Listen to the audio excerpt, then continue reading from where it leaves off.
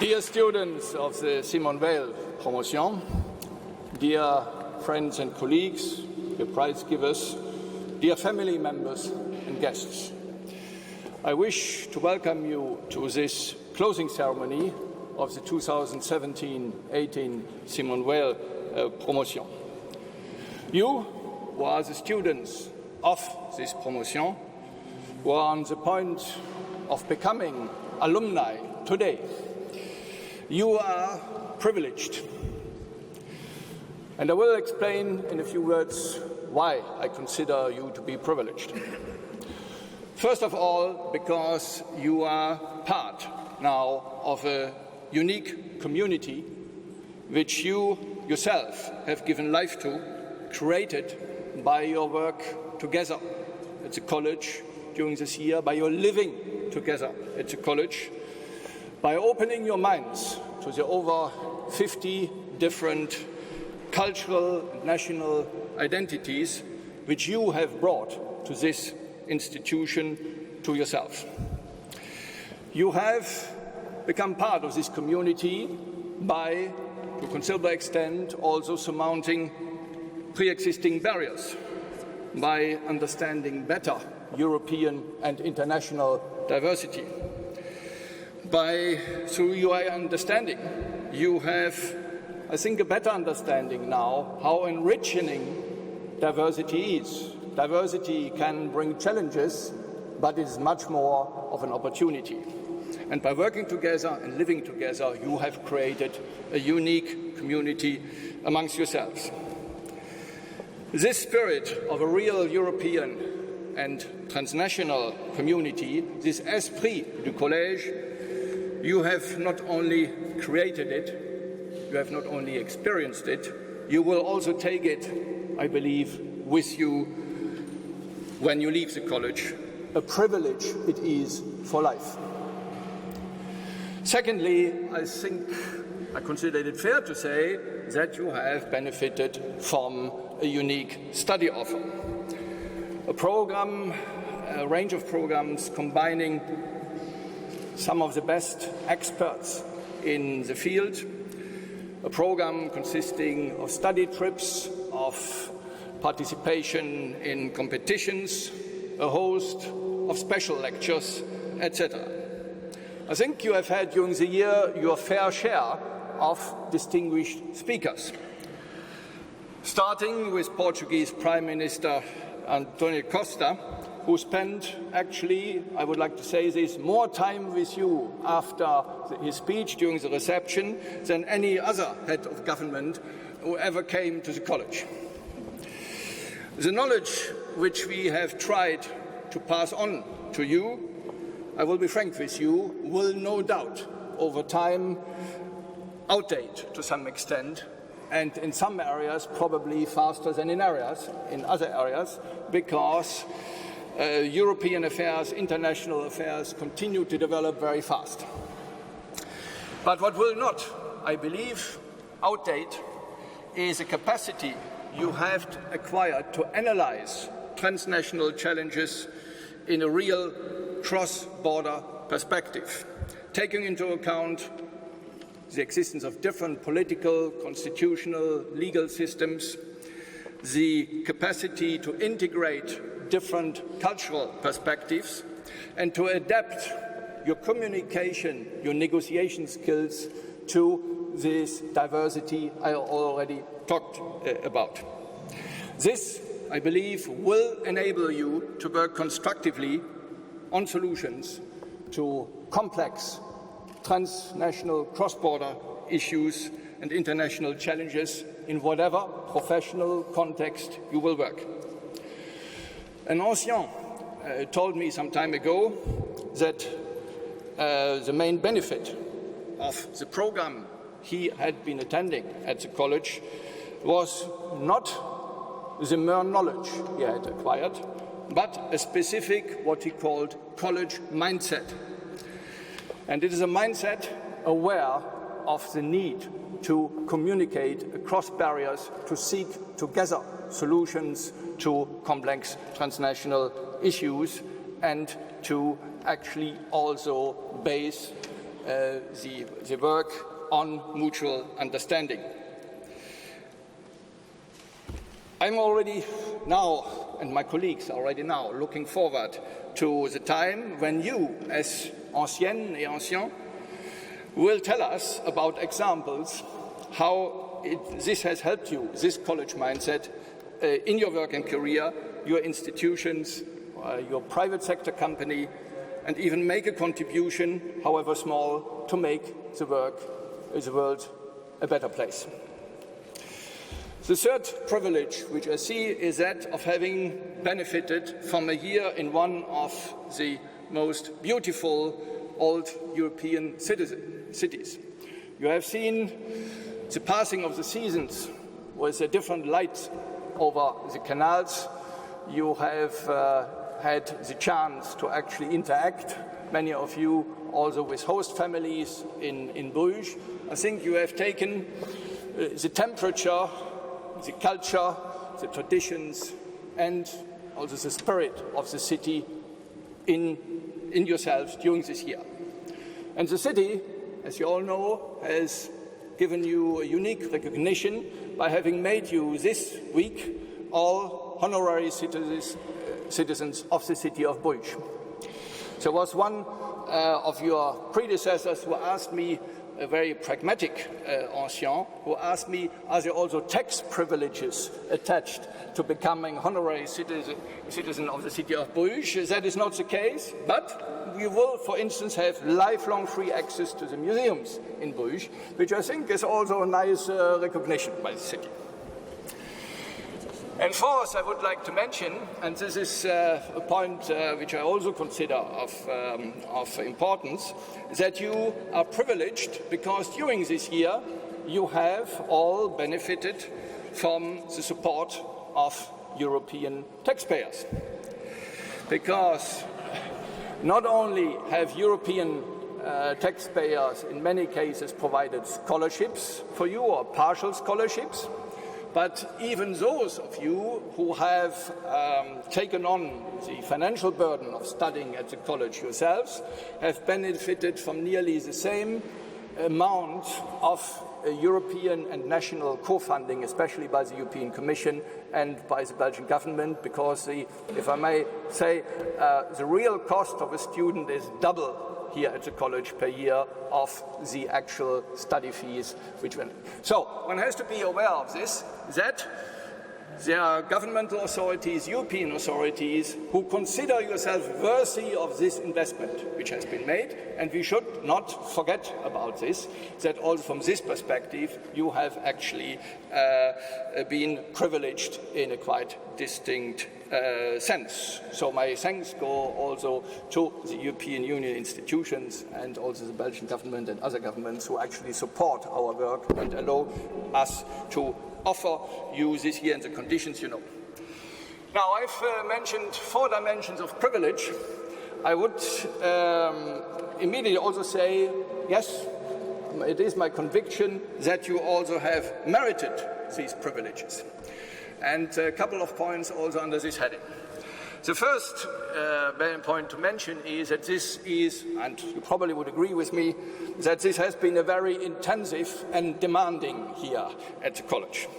And this not only in terms of the pressures of very demanding programs, in terms of mastering new fields of knowledge, but you also had to cope with quite a range of different teaching styles. Our professors come from 30 different countries. They have different ways of communicating, you would agree with me. And some of you may have been surprised to pass from some more frontal type of teaching to more interactive teaching from one class to another, quite apart from certain language issues, which also can rise. So this all adds to the challenges. And here we pay homage to you to have actually mastered this year with all the pressures. And I still see a few pale faces dans les rangs, because after all, we also, if I may say so, slightly tortured you through a very long period of exams. Bravo, you have mastered this, and therefore you have certainly merited the privileges from this perspective. But also, I would like to say you merit to be privileged because of the many additional tasks and activities you took on top of your demanding year of studies. It is really impressive, I think, that you have found, in spite of these program pressures, the energy, the dedication, and the time to engage in a host of activities outside of the study programs as such. It is a well-established tradition of the college that student teams participate in international competitions, and it would take a bit too long for me to provide a whole list of the activities you have participated in. But I would like to single out one example, and this is the fact that by defeating over 70 competing teams, your equipe has won this year's European Law Moot Court round.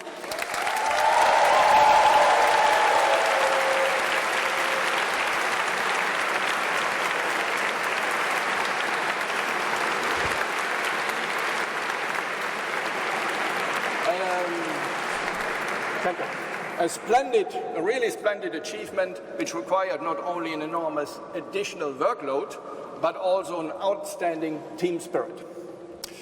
We are also very proud that you have still found time and energy to dedicate yourself to charity causes. Your Migration and Asylum Awareness Society and your charity team have organized the very first Refugee Day at the college in April, and also organized the Run for Charity to support refugees and migrants in Brussels.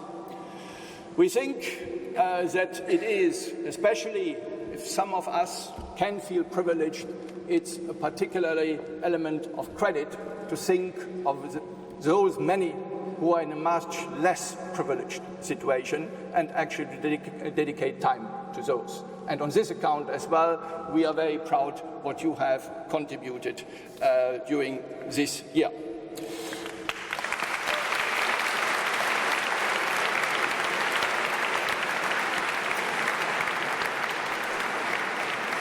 You have also shown, through special activities, your alertness to some of the great societal challenges which we are facing.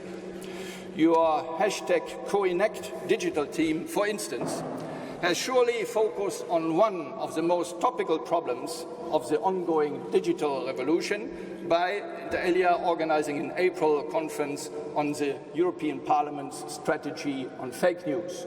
This will be a big challenge also for the elections next year, and I think here you have shown your capacity to really identify strategic challenges. The list could be prolonged, and I apologize for all the other initiatives I cannot mention here. I just wanted to highlight a few. In any case, because of all of those, you are also merit to be privileged. And last but not least, I would also say that, yes, you also merit to be privileged because of all your numerous parties. Yes. And I mean it, because organizing the national parties, the birthday parties, the residence parties, and many parties more, this also requires an effort. And an organizational effort. In many cases, you have worked to find sponsors for these events, and this on top of everything else which you have done during this year. Chapeau as well. Sometimes we, as professors, we are a bit concerned that there may be too much partying, but ultimately it also shows your dedication to your community, and it adds a lot to the life at the college. So here, another reason, I think, to justify your privileges, if I may say so. But let's then also spare a thought for those many who have actually helped you to get to this moment here in Bruges, at this ceremony.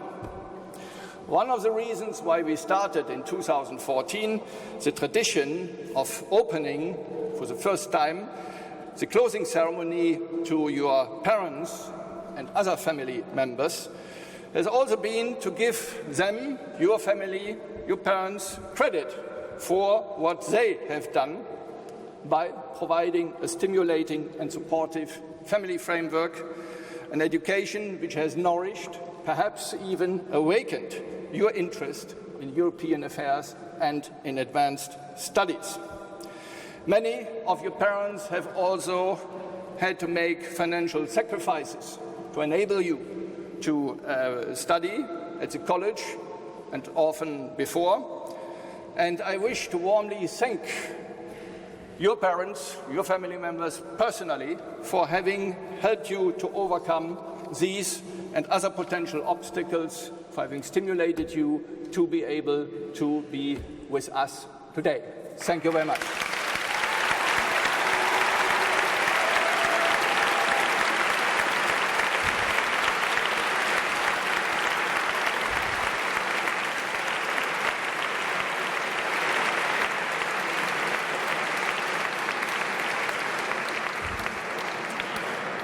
I also wish to use this moment to thank, and here I'm sure also that you will join me, all those at the college who have tried their best to make this year as fruitful and an enjoyable one as possible for you. First of all, the members of the academic corps, the directors, coordinators, full-time professors, and the visiting professors, of which we have more than 200 at the college. They are, of course, not here today, otherwise the church would be, so to say, not be able to accommodate all of them. The academic assistants who went to great lengths to support you well beyond your time in class. I think that's certainly fair to say. The head of the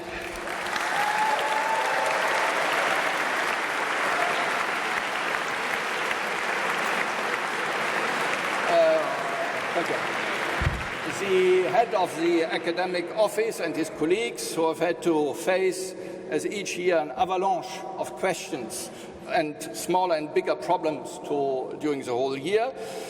Our tireless director of communications, bearing a heavy responsibility also for the organization of the ceremony today, and her colleagues, your student affairs officers, who on many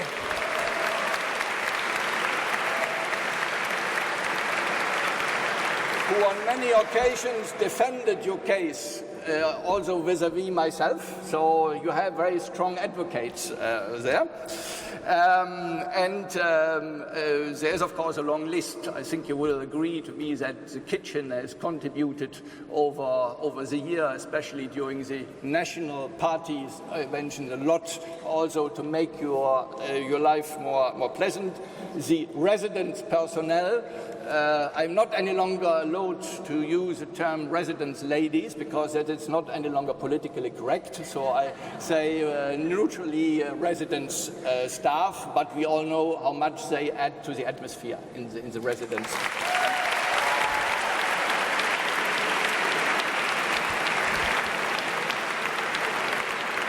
And then there would be a long list, the library staff, the ICT service, and some services which may not be so directly visible to you as a personnel service and the financial services.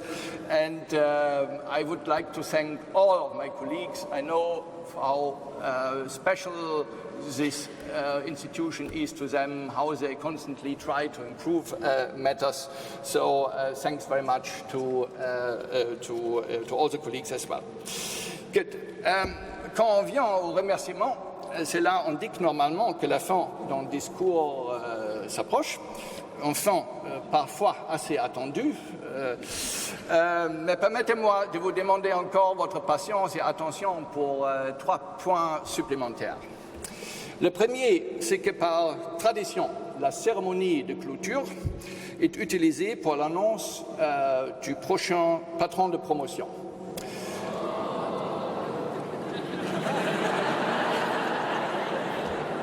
I get a hint. C'est avec grand plaisir que j'annonce qu'on aura pour l'année académique prochaine comme patron Manuel Marín González.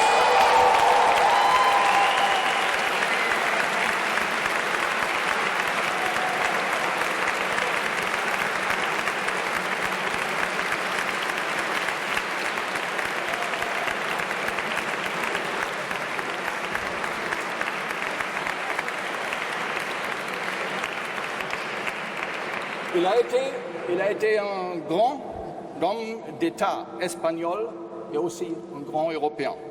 Il a non seulement marqué la construction européenne en tant que vice-président et brièvement président de la Commission européenne, mais aussi il a marqué plusieurs générations de jeunes en Europe à travers la création du programme Erasmus, dont il est à juste titre considéré le père. Je voulais également ajouter que c'est la première fois dans l'histoire du collège que c'est un ancien qui va donner son nom à un patron de promotion. Alors, un choix un peu spécial aussi de cette perspective. Le deuxième point est une dernière pensée pour votre patronne de promotion actuelle, Simone Veil. Les yeux brillants et intenses de Madame Veil vous ont suivi toute l'année du haut des posters photos sur le mur du collège. Je me permets de penser que votre patronne aura bien apprécié le fait d'avoir donné son nom à une promotion qui, durant cette année, a fait preuve de voir la construction européenne, au-delà des questions politiques, économiques, institutionnelles et juridiques, comme une union de valeurs et de solidarité. Vous ferez honneur à son nom en montrant aussi dans le futur, comme elle, le courage de penser et d'agir à la hauteur des défis européens en évolution permanente. Vous pourrez donc toujours porter son nom avec fierté. Now let me come to my last point. I would like to finish by giving you a motto on your way, which I borrow from Louis de Grutteuse, a Bruges patrician and one of the first truly European diplomats, who ended his life in 1492 in his palace just 200 meters from our diver building. His palace, incidentally, is now, I think, for 5 years in restoration. So, unfortunately, you have not had the chance to visit it. I inquired about the mayor, who announced to me it may be ready for the elections or slightly later. Don't quote me on this. But the motto of Louis de Grutteuse was "Plus est en vous." There is more in you. Take this with you from your year at the college. There is now more in you than before. Not only more knowledge and skills, which we all hope, we are convinced, will help you with your future careers and responsibilities, but also because of the different mindset which we hope this year has helped you to acquire.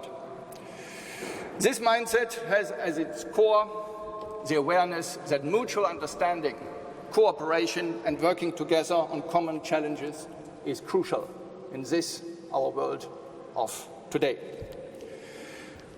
Take it with you, this more in you, and please, and here I would like to appeal to you, please make others, make your societies, your countries and future institutions in which you're going to work benefit from this mindset. To do so, I think, is today more important than ever, at a time when we see everywhere the re-emergence of those who try to seduce us by proposing apparently simple responses to social, economic and political challenges, challenges which are fundamentally complex. National solutions to problems which are essentially transnational in nature, and to resurrect or reintroduce borders against anyone or anything perceived as foreign or simply not easily comprehensible and manageable. There are plenty of false prophets re-emerging in Europe and outside of Europe, They create, at best, false temporary hopes and reassurances, and at worst, they create misunderstandings, hate, and potentially even, in the worst case, a return of those dividing lines drenched in blood, whose remnants we have visited in September on the battlefields of Flanders. As students of the college, with this more in you, with this mindset of openness, of engaging across borders, you can make your own contribution, not to give way to these false prophets. There will be surely challenges ahead of you, both professionally and personally. There is certainly, I will admit to this, more uncertainty, less job security and more rapid change in the world outside of the college than in the 1990s when I started to teach at this institution. Yet, challenges also always mean opportunities, and there is, at the end of this year, also more in you because you are now part of a special community of friends, of anciennes and anciens. Whatever challenges you face in your life after the college, you will from now on also always be able to face them as part of this community which you have created. Plus est en vous. Thank you very much.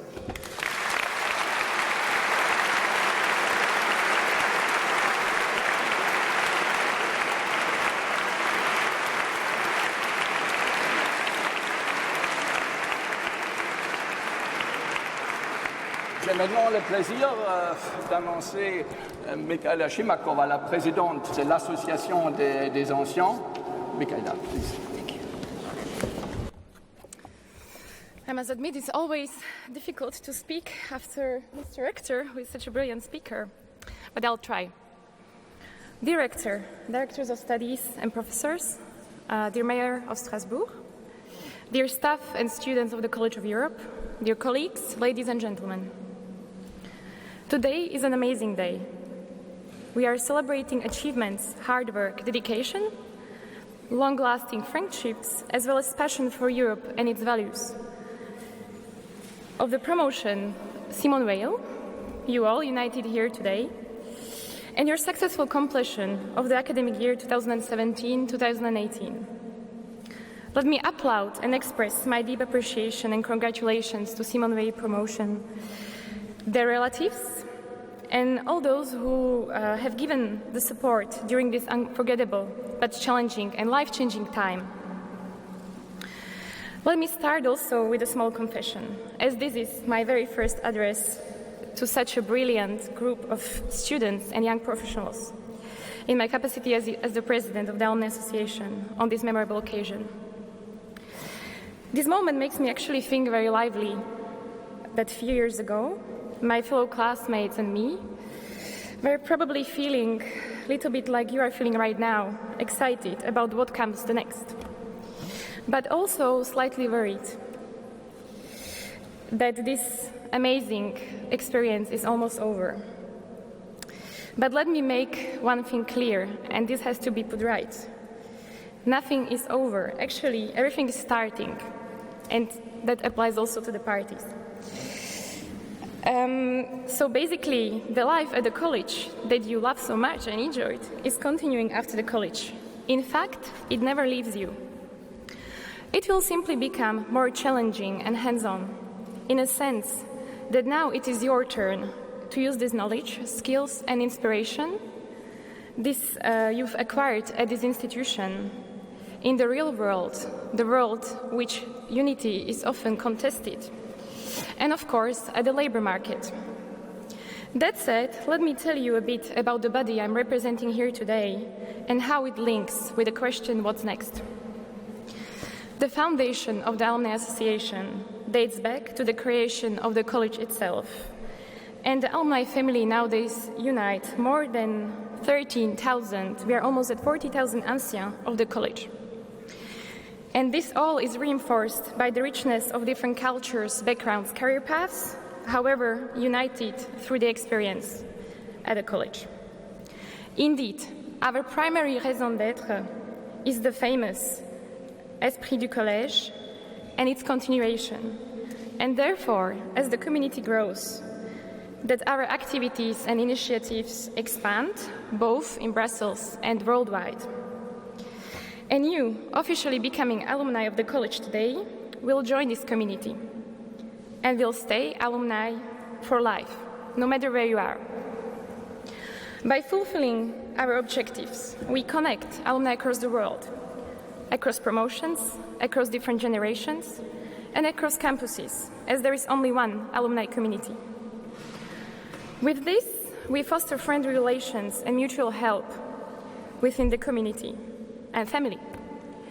As for instance, our activities in terms of fundraising for scholarships, but also mentoring illustrate. And we want to do more. We have been organizing and will continue to organize a great number of debates, workshops, roundtables, and networking events, both in Brussels and abroad, thanks to our thematic group, which are growing, but also thanks to interested alumni joining forces on ad hoc basis on different projects, as well as through the regional groups, which are now represented in more than 15 countries and regions.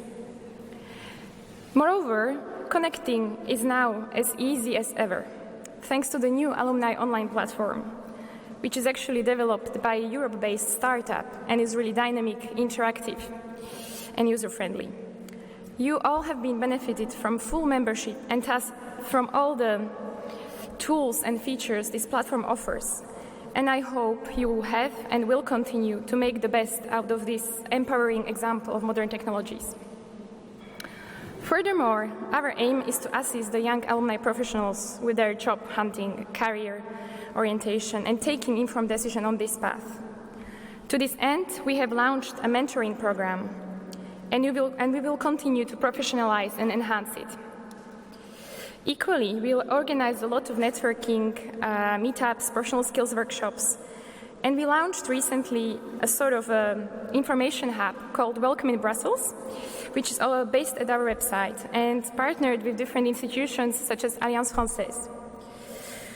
What is, however, the most visible part of this work strand is our weekly career newsletter, which offers a huge number of opportunities in different languages across the world and includes exclusive offers from also alumni themselves.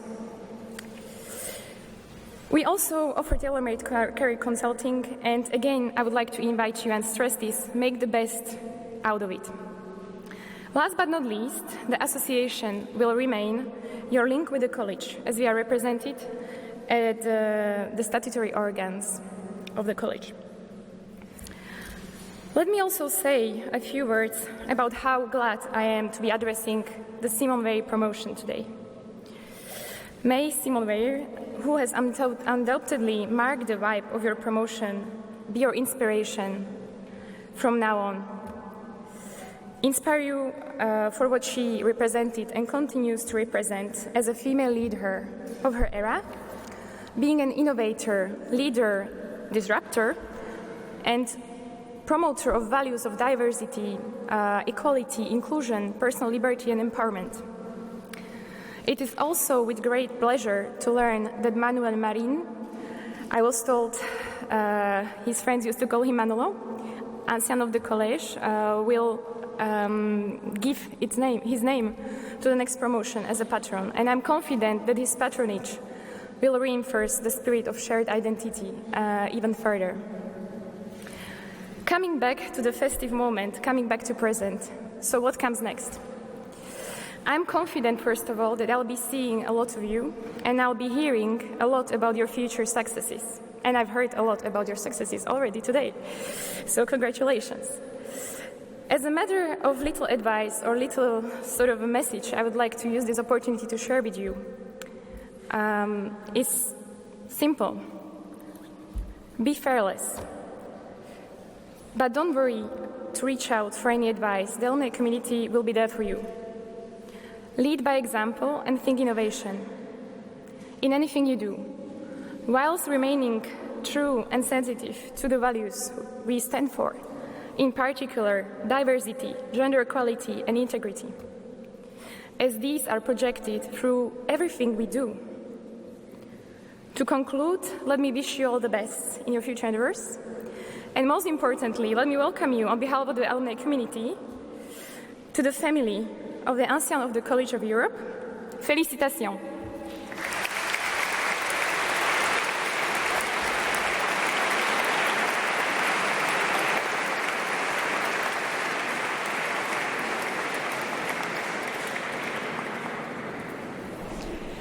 We are privileged to have amongst us an X Factor finalist from Armenia, who also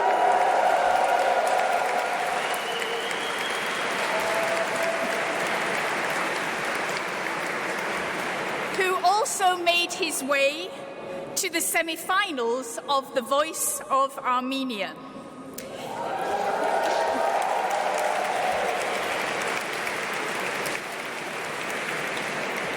He has been the lead vocal of 3 different bands over the past 5 years, and as a solo singer has performed widely in his own country. Now he makes his debut here in Belgium.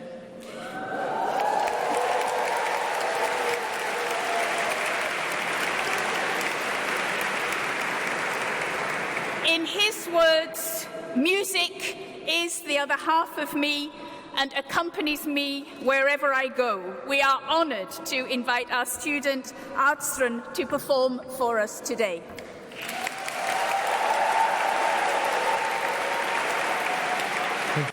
Thank you so much.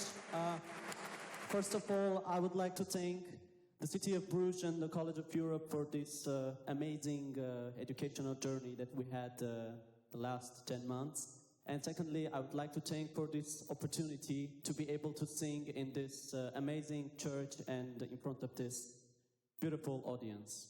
And the song I will perform, I'm sure all of you know, it's called Unchain My Heart. So I hope we can, at some parts, we'll be able to sing together. Let's go.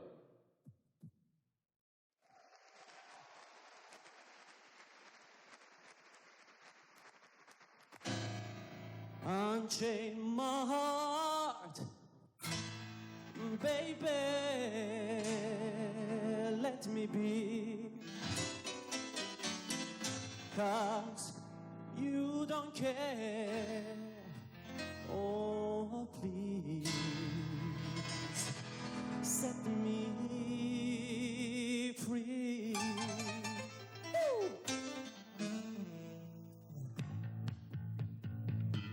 Unchain my heart, baby, let me be. Unchain my heart, 'cause you don't care about me. Every time I call you on the phone, some fella tells me that you're not at home. Unchain my heart, baby, set me free. Unchain my heart, baby, let me go. No, no, no, no, no. Unchain my heart, 'cause you don't love me no more. Well, lead me to a life of misery, when you don't care about your feelings for me. Unchain my heart, baby, set me free. I'm under your spell, just like a man in a trance, baby. But you know that no way, no, no, no, that I don't stand a chance. Please, unchain my heart, baby. Baby, come my way. No, no, no, no, no. Unchain my heart. You worry me night and day. No, no, no. Well, lead me to a life of misery, when you don't care about your feelings for me. Unchain my heart, set me free. Woo! Come on.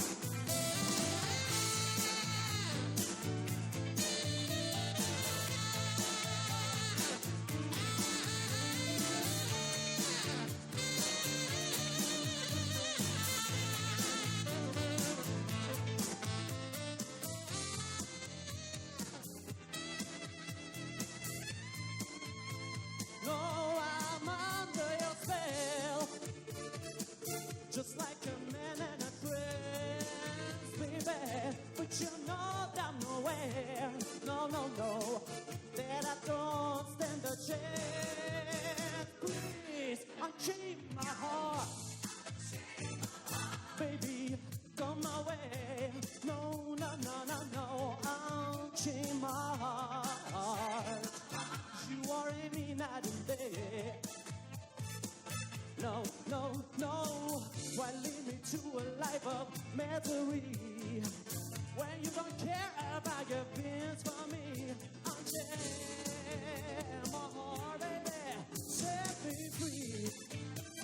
Woo! Unchain my heart, set me free. Unchain my heart. Thank you so much. Thank you. Love you all.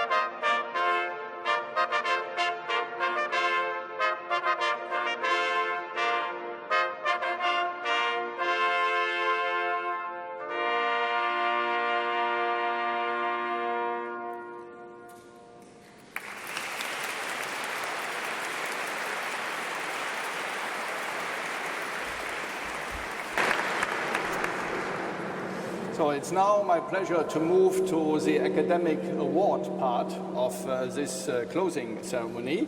And it's my pleasure to first call up the laureates, i.e. the best students of each department.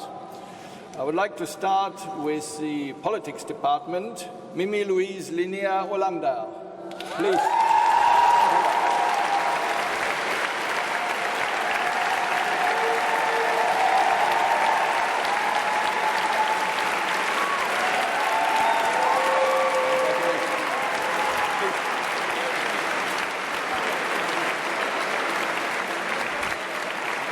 I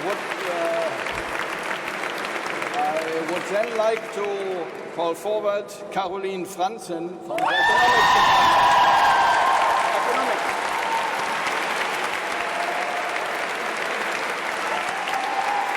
You are having that. Congratulations.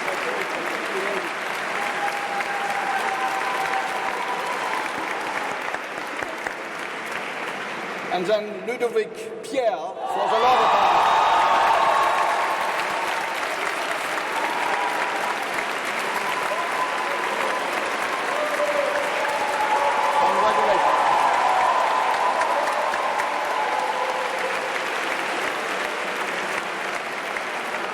And finally, Katie Burgess for the IRB department.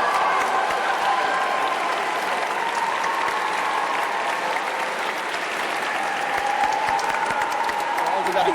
Congratulations.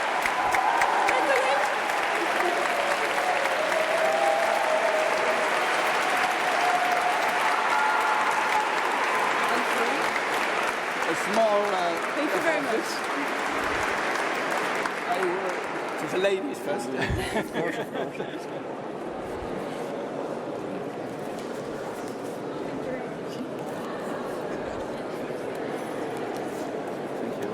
Congratulations to your achievement. We are all very proud of you.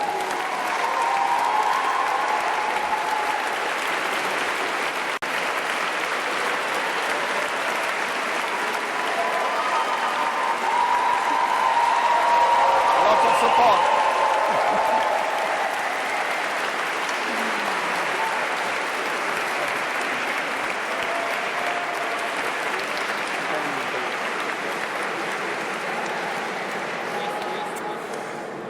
J'ai maintenant l'honneur et le plaisir d'introduire M.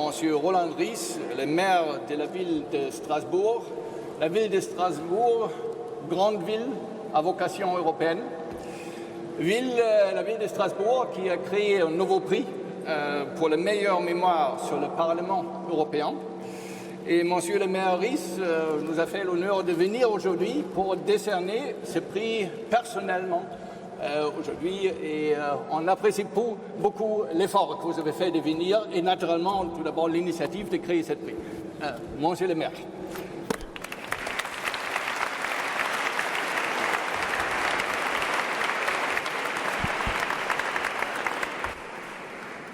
Monsieur le recteur Monard, mesdames et messieurs les enseignants, mesdames et messieurs les étudiants, mesdames et messieurs les parents, plus globalement chers citoyens d'Europe. J'ai fait le voyage en effet aller et retour dans la journée de Strasbourg à Bruges et je ne le regrette pas. D'abord parce que Bruges est une ville magnifique. Une ville magnifique, je croyais jusqu'à maintenant, mais ne le répétez pas à Strasbourg s'il vous plaît, que la plus belle ville d'Europe c'était Strasbourg.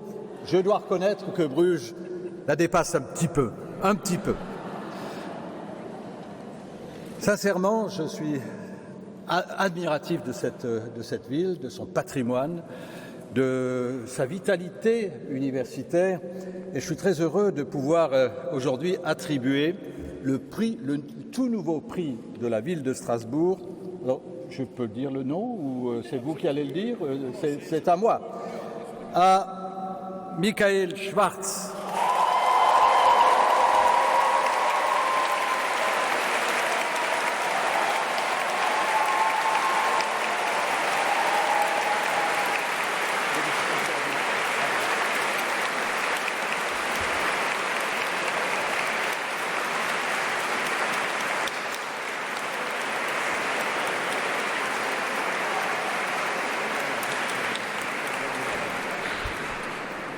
Alors, je lui remets le prix de la ville de Strasbourg pour un travail, un mémoire tout à fait intéressant que j'ai lu sur le Parlement européen de Strasbourg.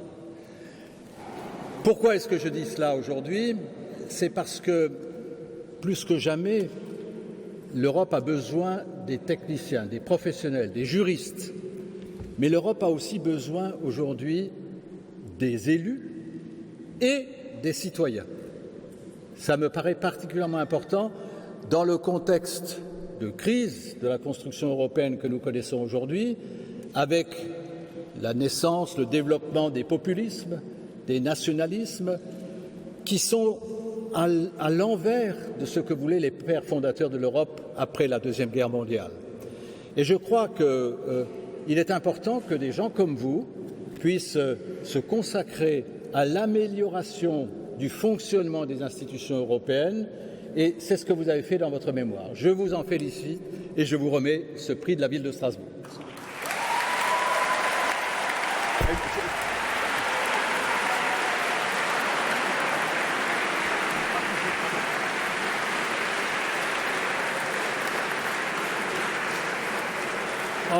Encore un moment, ce sera très bref. Vous savez peut-être que la Neustadt de Strasbourg, la nouvelle ville de Strasbourg, construite entre 1870, après la défaite de Sedan, et 1914, veille de la Première Guerre mondiale, cette Neustadt a été classée au patrimoine mondial de l'UNESCO l'année dernière, à Cracovie. et j'ai fait éditer un livre sur la nouvelle ville qui longtemps a été considéré comme un mauvais moment de notre histoire et qui aujourd'hui a été classé au patrimoine mondial de l'UNESCO. Ça fait partie de notre histoire, de Strasbourg et de l'Europe.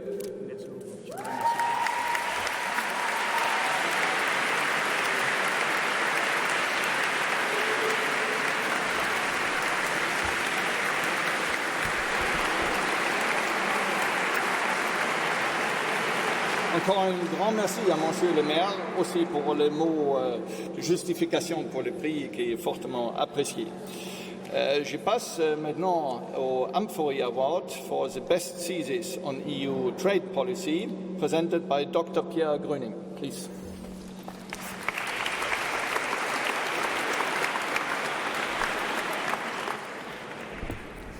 Restons dans cette très belle langue française pour un instant. Je m'appelle Pierre Gröning, je suis directeur advocacy chez Humphrey.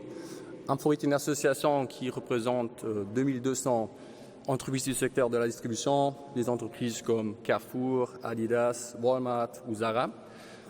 Ce que ces entreprises ont en commun est la lutte pour un monde où les marchandises peuvent circuler librement et de manière durable. J'ai maintenant l'honneur de remettre pour la première fois le prix Humphrey pour la meilleure thèse sur les relations commerciales internationales. Le premier lauréat de ce prix est Luca Medicini.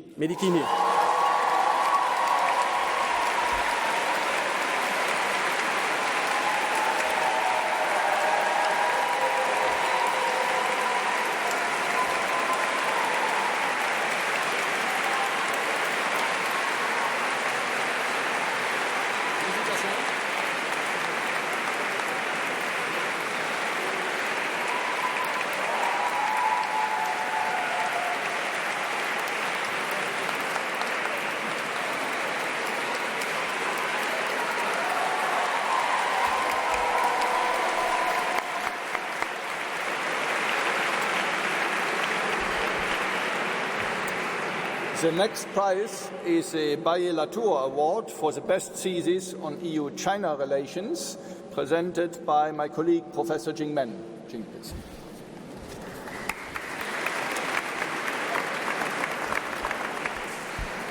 I'm here to announce the best thesis of EU-China relations. This is, in fact, the 10th year that we award the best thesis of EU-China relations. The award will be funded by Bayer-Latour Foundation, and the prize is €1,000. The winner for this year is Dürer Erik Niemi.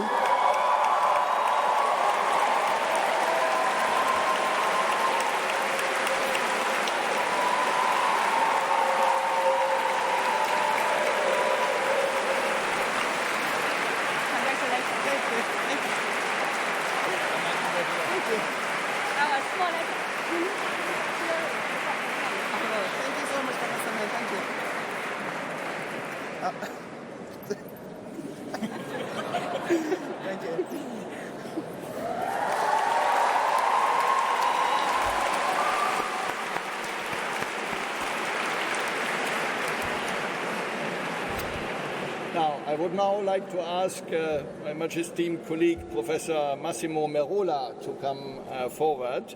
And he will have, the pleasure and the honor to make announcement of two prizes. The Best Friends Award for the best thesis on competition law in the digital age, and also an announcement regarding the Global Competition Law Center Prize for the best thesis on competition law and policy. Massimo, thanks for coming.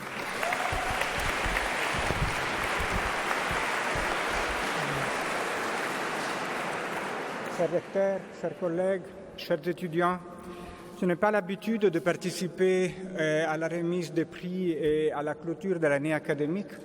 Malgré 24 ans d'enseignement au collège, c'est la première fois que je participe. Souvent, je suis à la cérémonie d'ouverture, mais jamais à la cérémonie de clôture. Je suis là aujourd'hui pour une raison importante, parce que j'ai deux prix à remettre. Et je suis particulièrement heureux parce que celle-ci a été une des meilleures promotions que je n'ai jamais eues au collège.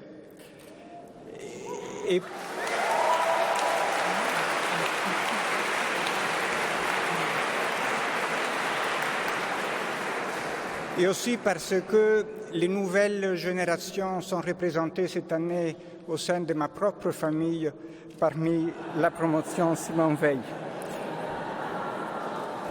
Alors, pour commencer, pour les prix du GCLC. Le GCLC est le Global Competition Law Center, c'est le centre d'études en économie et droit de la concurrence qui a été créé par le groupe de professeurs du collège qui travaillent en droit et en économie de la concurrence en 2004. Nous avons institué plus récemment ce prix. Le prix n'est pas décerné aujourd'hui parce que nous avons une procédure de sélection qui est assez complexe. Nous avons présélectionné 6 mémoires. Nous allons maintenant avoir un comité de lecture qui va en sélectionner 3. Et après, nous allons finalement choisir les gagnants qui sera annoncé lors de la conférence annuelle du Global Competition Law Center en janvier de l'année prochaine. And it is also my pleasure now to announce the winner of the Best Friends Prize for the best thesis in competition law in the digital age. The Best Friends group consists of 6 market law firms in Brussels, Bonelli Rede, Preden Pratt, De Brauw, Blackstone, Westbrook, Engler & Müller, Slaughter & May, and Duria Menendez. Our award focuses on competition law in the digital age, in light of the increasing impact that advanced technologies, data, and new business models are having on the competitive landscape. Our prize is awarded to Miss Maria Cristina Cancilleri.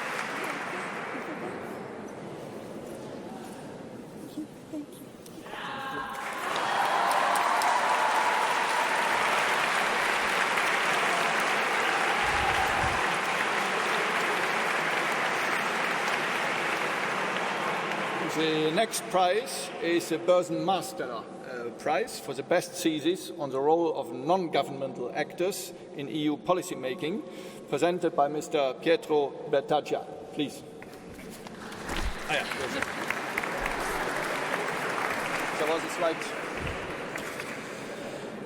Good afternoon, everyone. I'm very glad to be here back home to present today the Börsenmaster Prize for the thesis on the best role of non-governmental actors in EU policymaking. I feel particularly honored to present this prize, as only 2 years ago I was sitting at your desk for the Chopin promotion, and I won the prize myself. I remember well the mixed feelings that you are feeling now, that you are having now. On the one hand, some sadness because this meeting here at the college is over. And on the other hand, some excitement for what's coming next.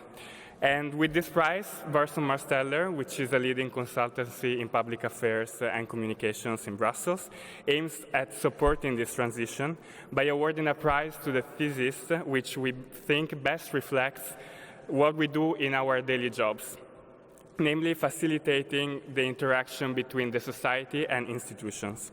On behalf of Börsenmaster, I would also like to thank the College of Europe for this long-lasting partnership, which is meant to be a link between the students' academic and professional lives. This year, we chose a thesis that analyzes with clarity and precision how non-governmental actors took advantage of institutional changes to reform the EU fishery policy and make it more environmentally friendly. The Börsenmaster Prize for the best thesis on the role of non-governmental actors in EU policymaking goes to Fishing for Influence, when NGOs and DEP join forces in the greening of the common fishery policies, written by Alice Brokelind.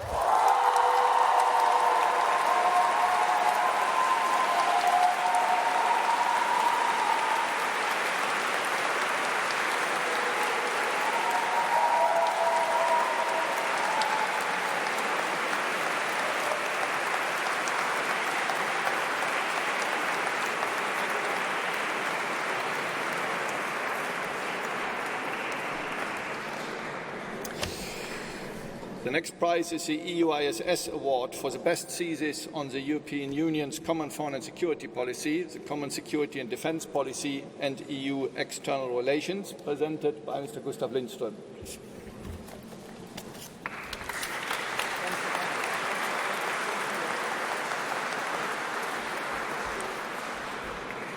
Your Excellencies, ladies and gentlemen, and dear graduates, it's a real pleasure to be here with you today and celebrate your achievement. My name is Gustav Lindström, as just mentioned, and I'm the director of the EU Institute for Security Studies. We are an EU agency, and we've had the pleasure to welcome many graduates from the Collège d'Europe, and I trust that this tradition will continue for many, many years for the foreseeable future. I would like to present the prize today, as was mentioned, on the EU's common foreign and security policy, the common security and defense policy, and the EU external relations. It's a very long title because we cover a lot of areas within this EU agency, and it is my distinct pleasure to present this. I will let you know in a minute, but just before I give the name, just to explain why we are giving the prize to this individual. This individual had a very clear and well-structured thesis, had a very interesting research question, and also took a big challenge when it comes to the methodology. Decided to use statistical analysis and also acknowledged the big challenges associated with the use of that methodology. And because of that, we felt that this was a real mastery of not just the topic, but also of methods. And for that, it is my real pleasure to announce the winner of the prize, Mr. Mikkel Christensen.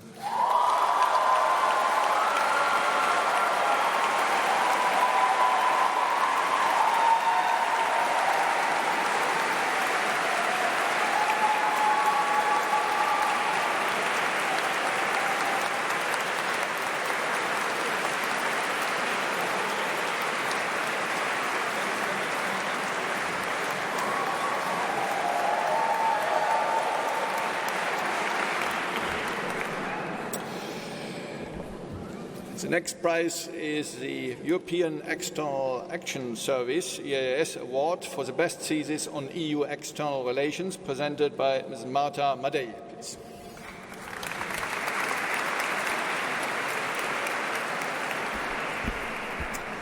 Good afternoon. First of all, I would like to say that it's an honor for me to be here.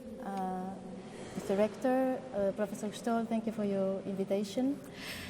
The European External Action Service jury was particularly interested in the analysis done by the thesis winner between the universality of human rights and the limited possibility for protection based on cultural and religious principles. This is the reality we face on a daily basis in the relations with third countries. I am pleased to announce that the EAS award goes to Ms. Sara Canali.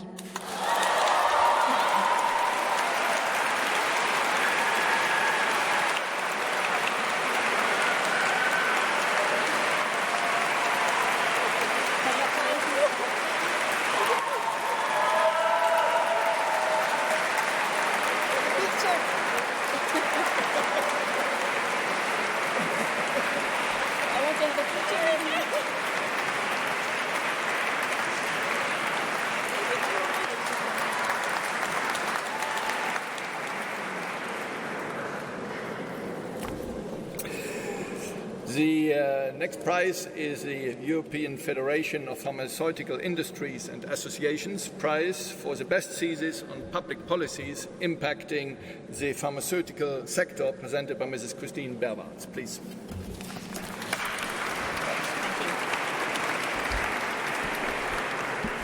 So, Rector Monar, Directors of Studies, members of the academic community, and all ladies and gentlemen here present.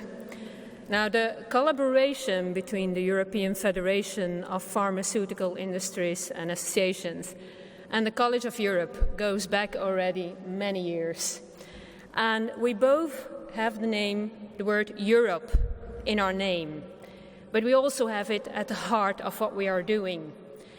And now are very exciting times on the European level, so there's many interesting topics that are being discussed. And one of these topics is the sustainability of healthcare.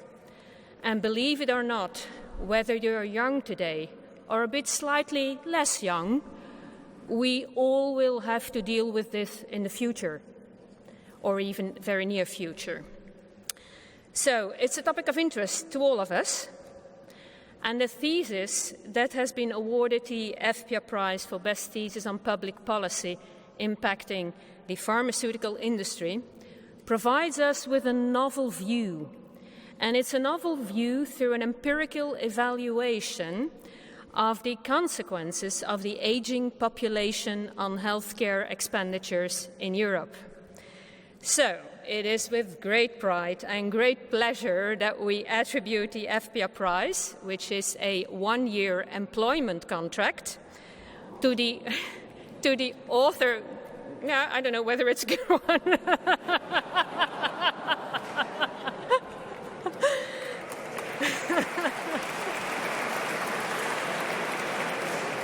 So the thing is, we give a prize, but you need to work for it.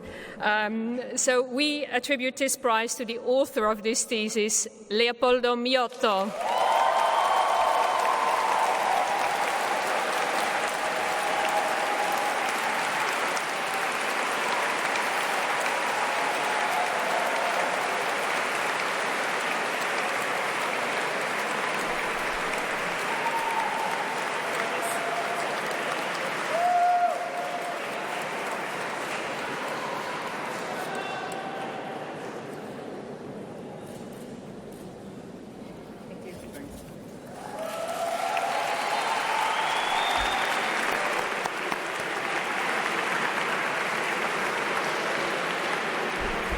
Then we move to the ENP, European Neighbourhood Policy Award for the best thesis on the European Neighbourhood Policy, presented by my colleague and Director of Studies, Professor Siglindik-Stöll.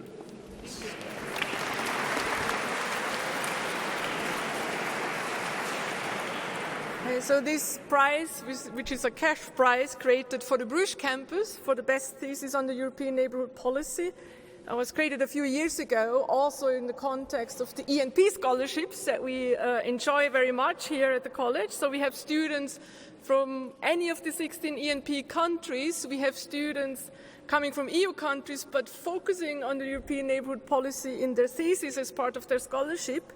So I'm a bit tempted to say we have both the outside-in and the inside-out perspective in this regard. The IRU students will know what I mean. So every year, many students are very interested in this prize from the Bruges campus, but there can unfortunately only be one winner. So a lot has already been written about the European Neighbourhood Policy, and the policy was launched 1.5 decades ago already. So it's actually quite a challenge to come up with new topics and new research questions. And this year, the winner managed to tackle a topic which is still an under-researched area. Under-researched also means that there are not many sources that you can rely on. And this year's winner also focused on the region of the Eastern Partnership and focused on the EU's tool of conflict transformation. So let me first read out the name of the title of the thesis and then the winner. The title is Breaking the Ice, the EU's non-recognition and engagement policy for the Georgian breakaway region of Abkhazia by Elisabeth Rouvier.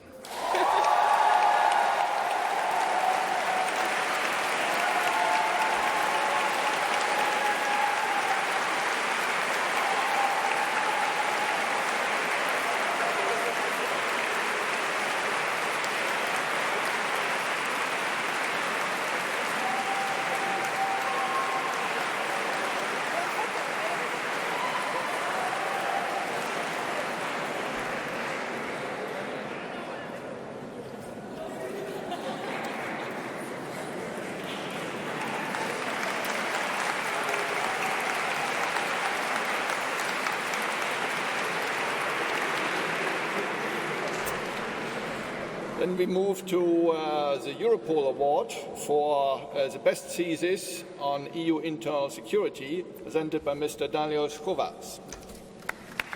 Thank you for coming. Good afternoon, ladies and gentlemen. I'm honored to present the award for the best thesis on EU internal security. In order to be able to effectively combat crime, the ever-changing security landscape requires that EU member states adapt their security policies alongside it. The trends in crime areas tend to shift, and they require adequate response from the authorities in order to be able to deal with these trends.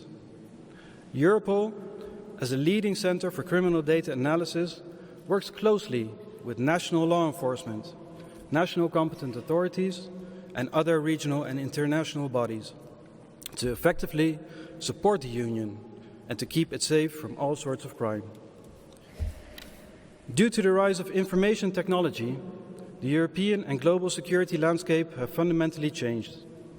Since a few decades, the online world has steadily expanded, and so have the crimes that are committed online.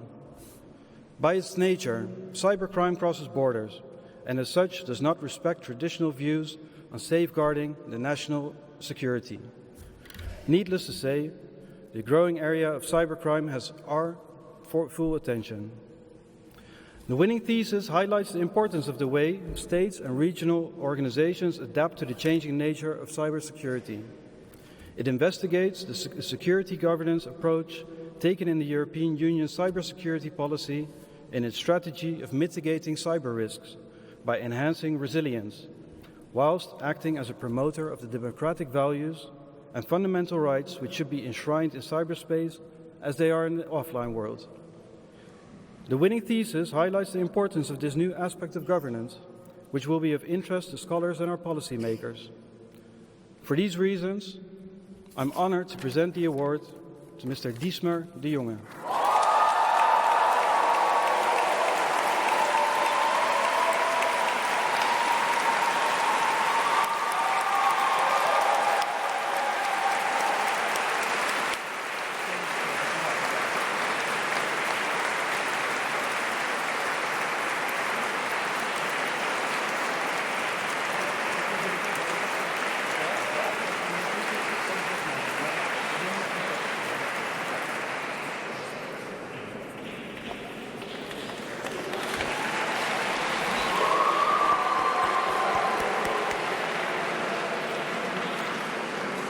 And then we come to the Google Prize for the best thesis on EU competition rules and policy relating to information technology, presented by Ms. Jennifer Coombs.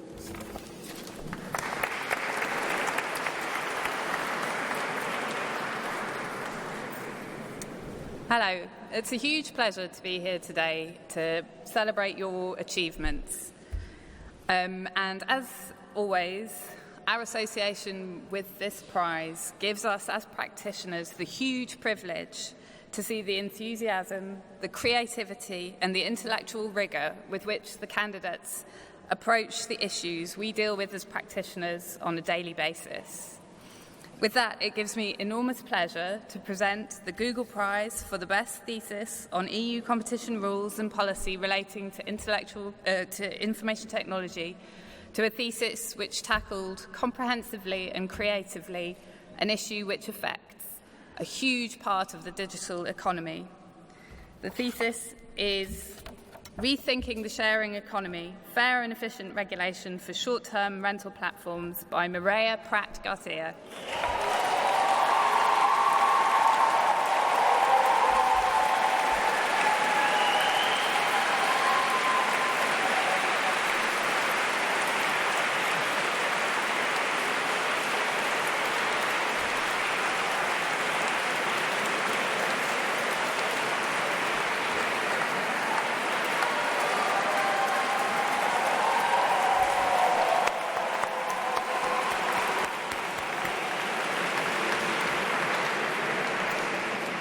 Well, and as Google is a very large company, as we know, with global reach, we have a second Google Prize. We have the Google Prize for the best thesis on the economics of digital technologies, presented by Mr. Andrzej Suchowska.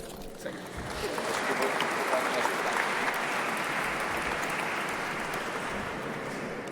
you. We are living the most amazing times in human history. And as a technology optimist, I believe that technology is allowing us to solve and save and solve some of the biggest challenges that we have today as a mankind. In the thesis that we decided to award, we really enjoyed the academic rigor in combination with a very innovative approach. And the awarded thesis in the economics of digital technology, we decided to award a thesis with the name Hipster Antitrust by Pavilas Bakas. Congratulations.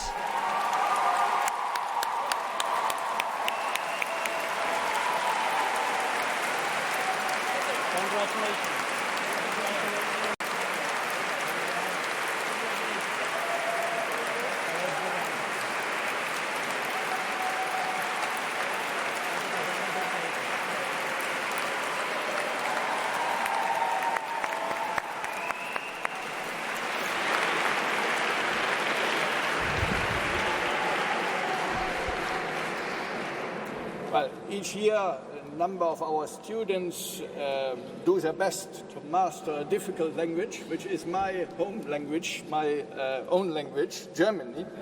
And it's my pleasure to ask Professor Beate Cotus-Toscani to present the IRD German Language Prize, please.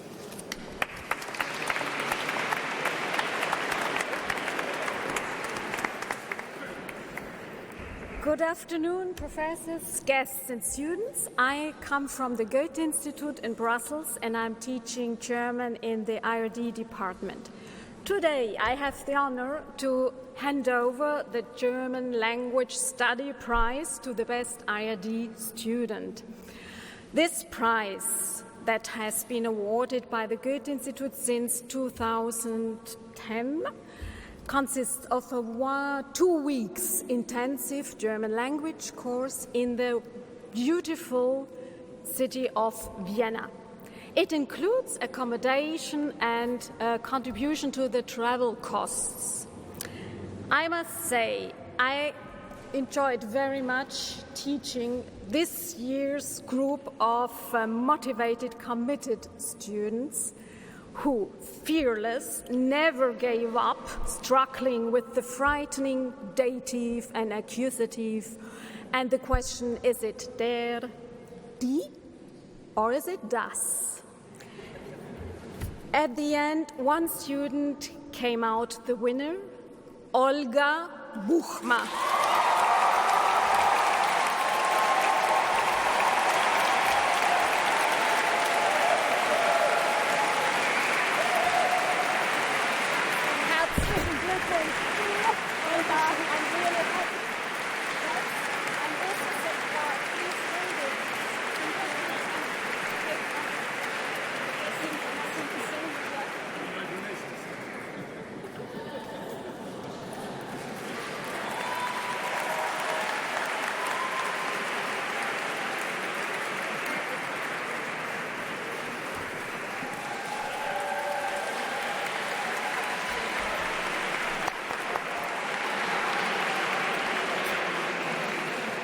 The next prize is the Johnson & Johnson Prize for the best thesis on healthcare consumer goods. I would like to add that Johnson & Johnson has also offered our students the opportunity to participate in the European Health Parliament initiative, and it's Mr. Gustavo Marañez who will actually present the prize. Thanks very much for joining me.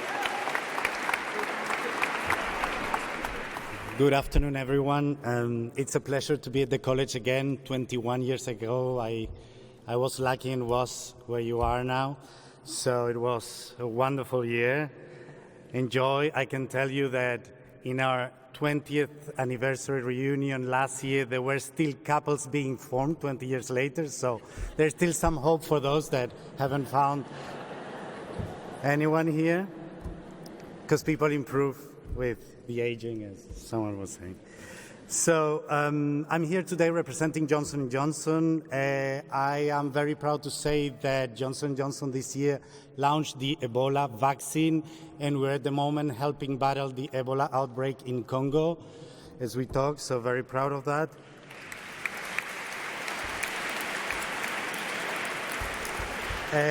And together with the College of Europe, we continue working on this European Health Parliament. 10 students this year. We had the privilege to have them among the people that participated in this great initiative. It's recreating a parliament of young professionals and students that brainstorm around healthcare issues.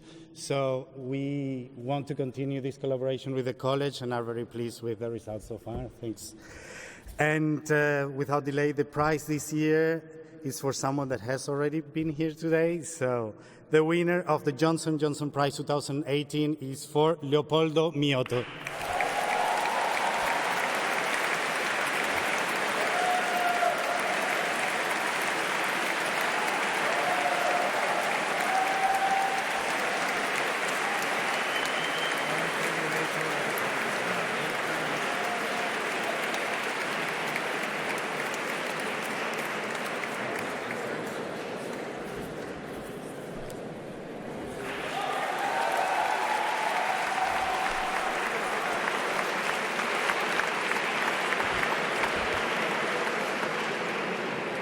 Then we move to the Meyer-Brown Prize for the best thesis on the impact of EU law on business, presented by Mrs. Diletta De Chico.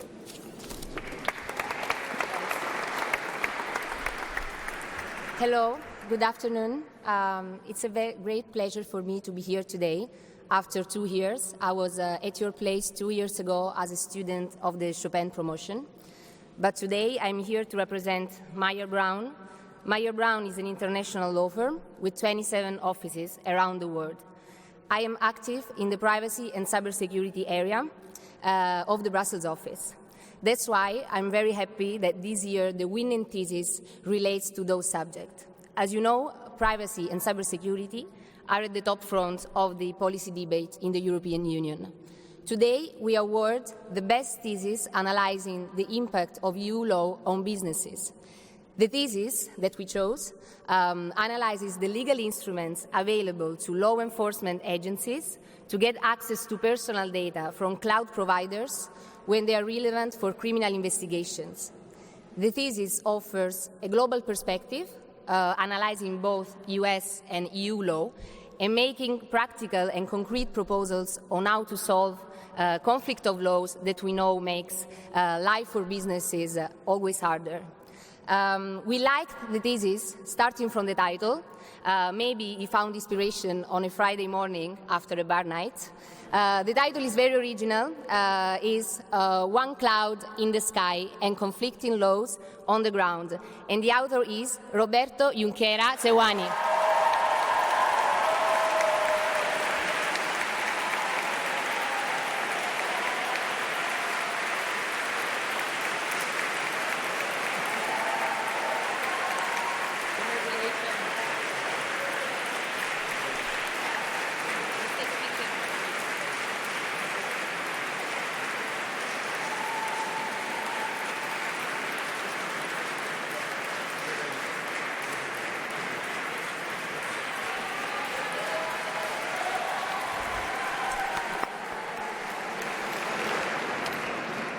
We move then on to the Rafael Sanz Rodriguez Memorial Prize for the best thesis in the law department, presented by Mrs. Nadia Rao Sanz Rodriguez.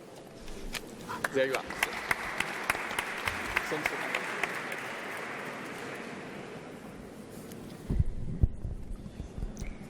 Thank you, Rector. Thank you all.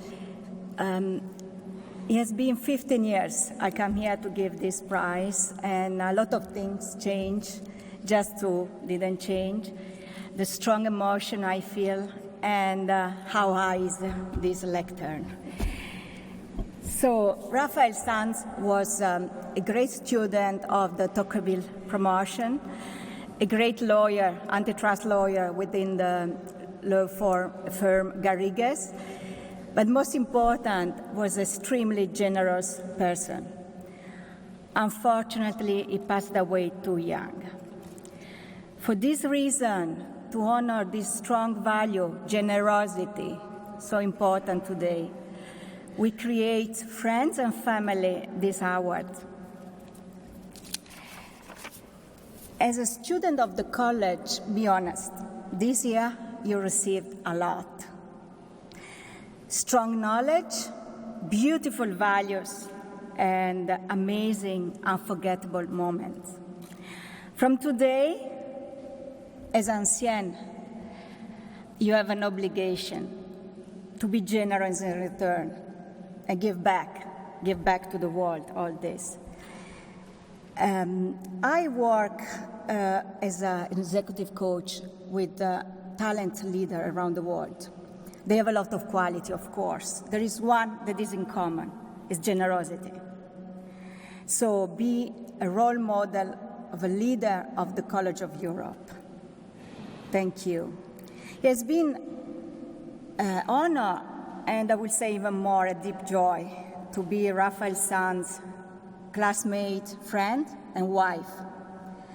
And it is an extremely joy for me today to be here. I give his memorial prize to the best law thesis, to Piera Amato.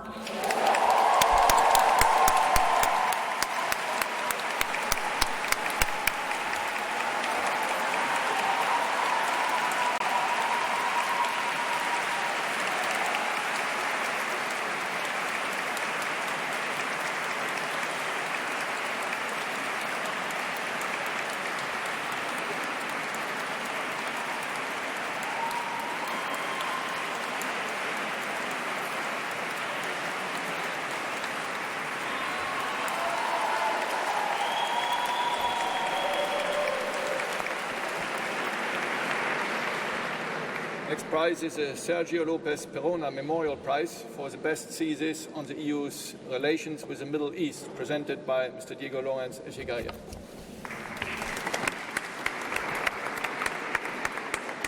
Thanks again for coming. Thank you.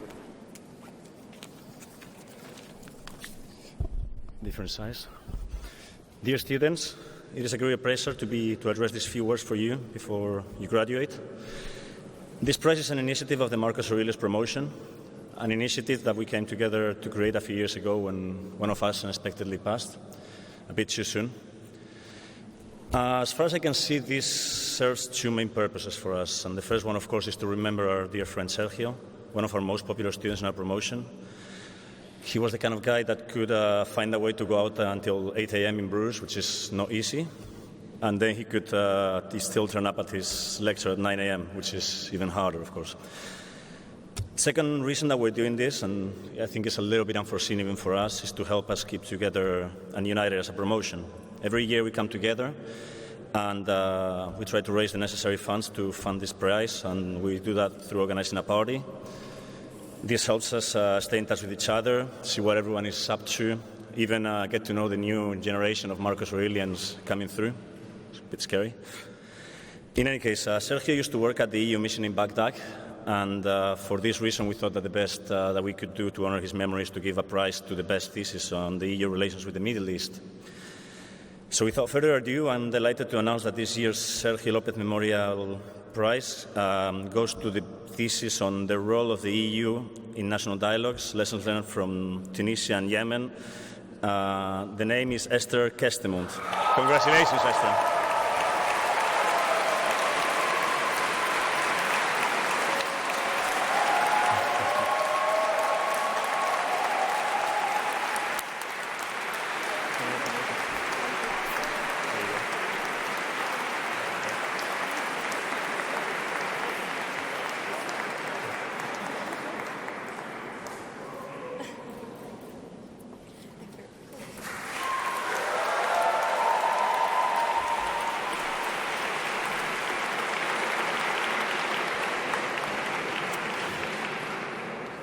We move to the Sir Julian Priestley Memorial Awards for the best thesis on European policies and strategies and the best thesis on European institutions, presented by Mr. Jean Schunz. Please.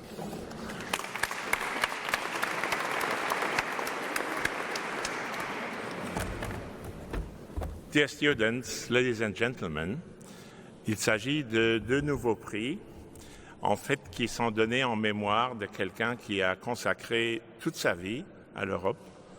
Dès le début, il avait une vision qui allait très loin en Europe. Il avait une volonté de faire et un pouvoir de motiver les gens autour de lui, qu'il a su arriver au poste le plus élevé du Parlement européen. Il a terminé comme secrétaire général du Parlement européen, mais ce qui était remarquable, il est toujours resté le même. Il n'avait jamais changé du point de vue humain. Il a maintenu tous ses amis anciens. Il était extrêmement généreux, solidaire.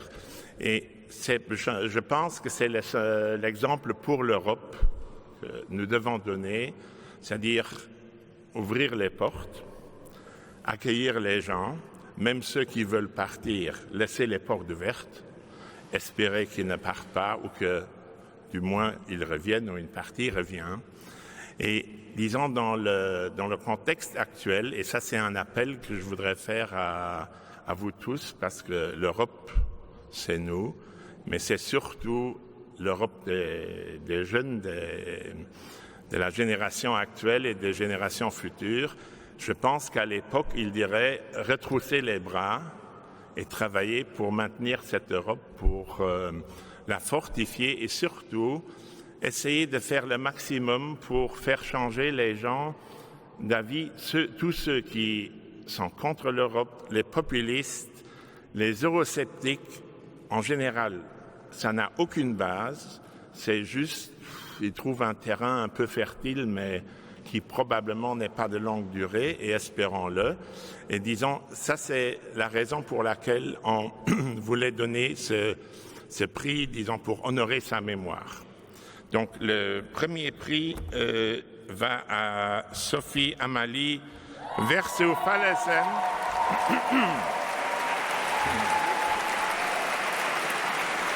Pour un travail remarquable et qui montre qu'on peut combattre l'eurosceptisme. Félicitations. Thank you for this excellent work. Okay, so let's see. Okay. Thank you so much.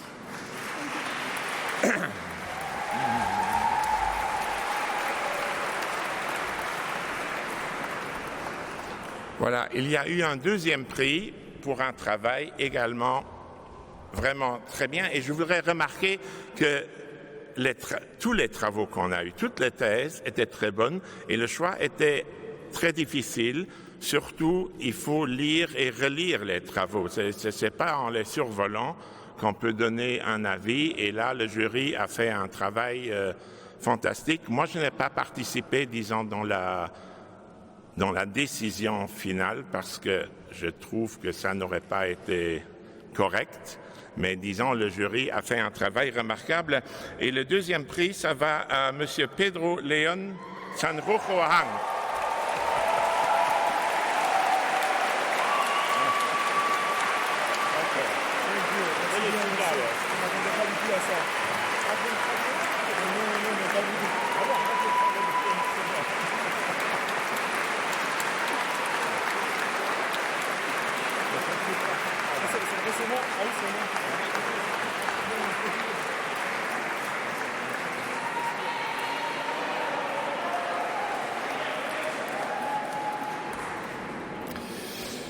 Then we move to the Transparency International EU Prize for the best thesis on the European Union's role in anti-corruption efforts and transparency, integrity and accountability of the EU institutions, presented by Mr. Leo Hoffmann-Axtern. Thanks very much for...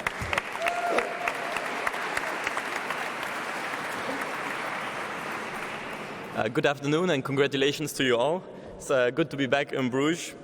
And thanks to the college for all the organization, and also a special shout out to the students of the Transparency Group from this year. You were awesome. I'm presenting a prize for Transparency International. For those who don't know it, it's the anti-corruption movement present in 100 countries across the world. Just one word from the civil society side of things. The NGOs also need you brilliant minds to keep up the work. So whether you will end up working in the corporate sector or in government, bear in mind that there's also civil society organizations that are eager to profit of your wisdom. Now, the challenges are obvious in the anti-corruption world. Trump is reminding us that conflicts of interest do matter, but also is joining Goldman Sachs. The Front National and other extremists are using parliament funds to agitate against the EU. And meanwhile, the member states are not even admitting what positions they are taking in the Council of the European Union. There's also more systemic threats. There's Hungary and Poland actively eroding the judiciary, the freedom of the press, and stealing blatantly EU and public funds. There's journalists killed in Slovakia and Malta. There is passports being sold to the most corrupt individuals from outside the EU, and the EU remains a money laundering paradise. Meanwhile, social media is corrupting the very basis of democracy. Worst of all, populists left and right are using the language of anti-corruption movements in order to attack the system that has made Europe prosper.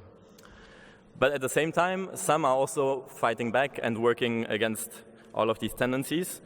And one of them will be awarded the Transparency International Prize for the best thesis on anti-corruption and transparency in the EU. And he will actually be attending the TI Summer School in Vilnius next week. So for the best thesis on anti-corruption on Ukraine, please welcome Aaron James Mistlevitz.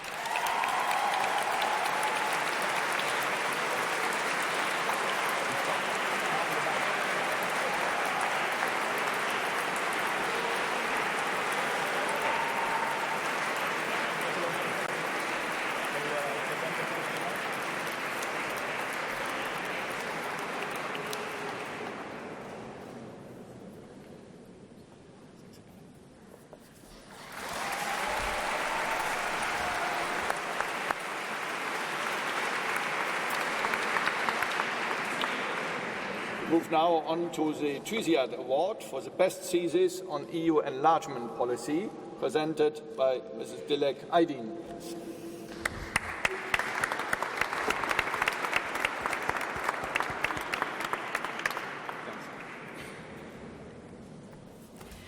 Dear Rector Monard, dear Director of Studies, dear students and families. It is with great pleasure that I stand here today after a long, challenging year. I'm sure it was a challenging year for you here in this great, distinguished center of knowledge. It was a challenging year for my country, for the EU, for transatlantic relations. It was challenging for businesses, civil society actors, and citizens around the world. TÜSİAD and its members, we are confident that this period of turmoil will be left behind. But we need to use rational, visionary, data and fact-based policies that you will help to build in the future with the knowledge and values that you gained here. Enlargement policy has been one of the strongest tools of EU for the transformation that is favoring democratic values, modernization of public administration, democratic standards, science, knowledge, free and open societies. It must be maintained and strengthened in line with the global challenges and dynamics that are triggered by the Fourth Industrial Revolution. With this vision, we are very happy to announce that this year's TÜSİAD Award goes to La Font de Santenac.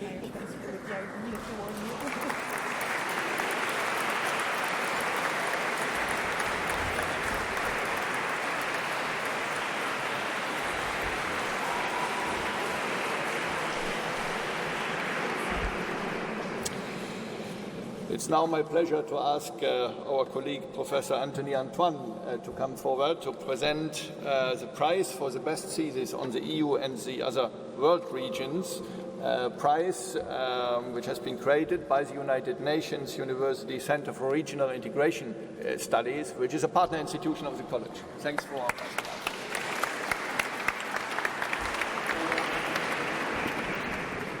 Director, ladies and gentlemen, dear students. United Nations University is a university that has international centers in very important cities in the world. One is in New York, another one in Tokyo, one in Addis Abeba, and obviously also one in Bruges. So here in Bruges, we have a very long-standing relationship with the college with whom we actually shared premises for a while, for about 5 years, until we moved to the Poteriere where we are now. And now we teamed up with the Vrije Universiteit Brussel, Free University of Brussels, and the University of Ghent to do research on regional integration. And what better project in regional integration is there than the European Union, still today, even when it is challenged. Now, United Nations University obviously also has a link with the UN itself, and we also emphasize on the Sustainable Development Goals. One of those goals is the maintenance or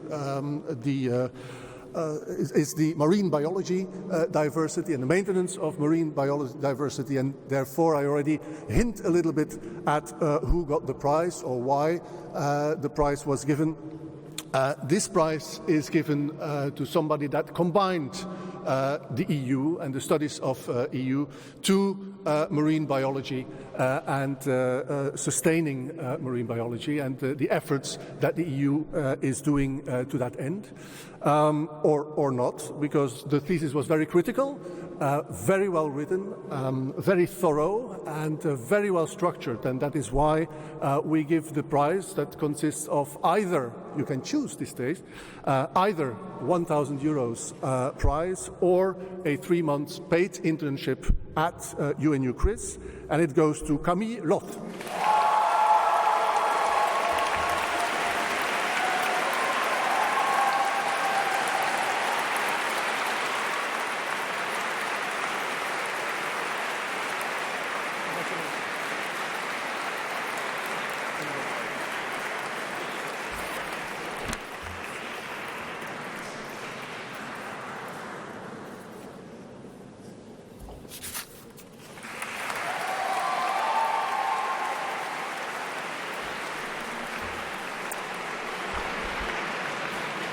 Dear students, each year some of our prize givers cannot attend the ceremony, and then the honor to announce the prize winners falls to me as rector.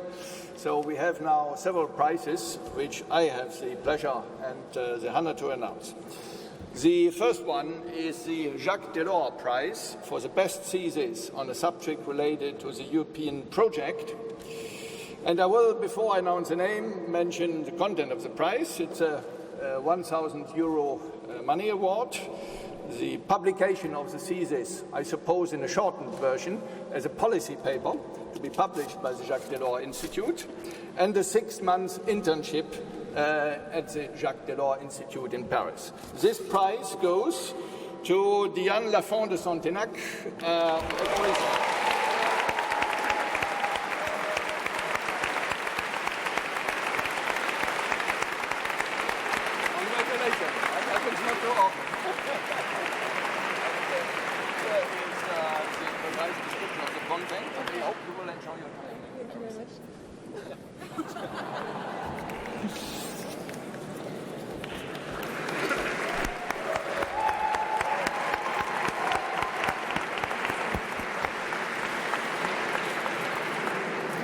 And then we move on to the Union for the Mediterranean Award for the best thesis on Euro-Mediterranean relations.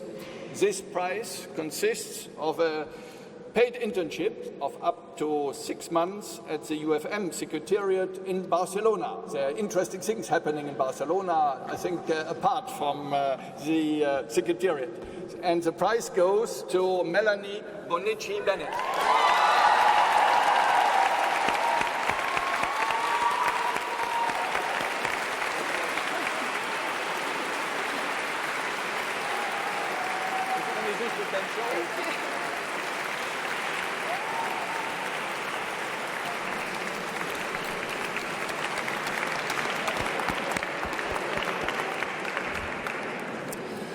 So now I feel almost like an official representative of the Italian government, because it has fallen to me to announce the prize of the Dipartimento Italiano Politiche Europee della Presidenza del Consiglio dei Ministri for the 5 best Italian students at the college.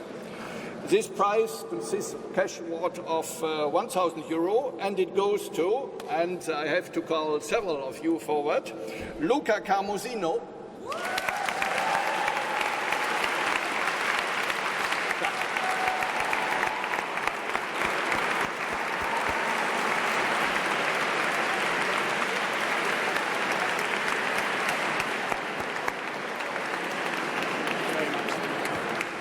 Enrico Natbat,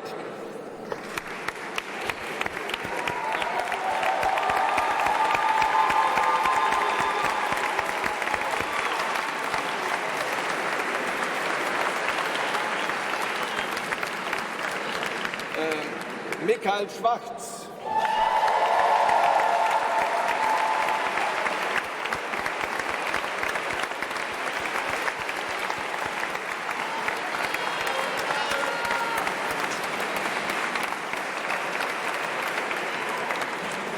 Lorenzo Wocco,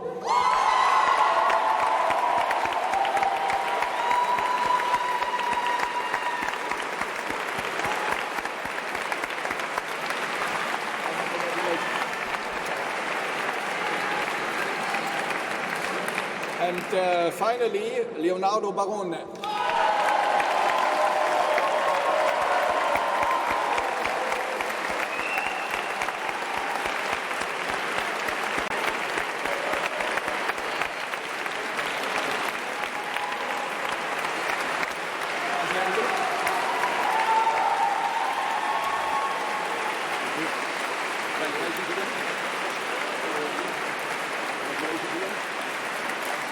You should have a little Italian flag.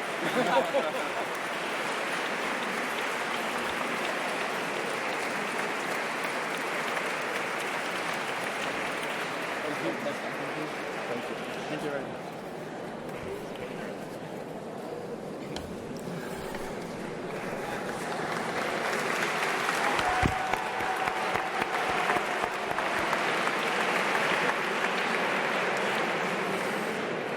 The next prize is the ECDPM Award for the best thesis on new directions for EU relations with Africa.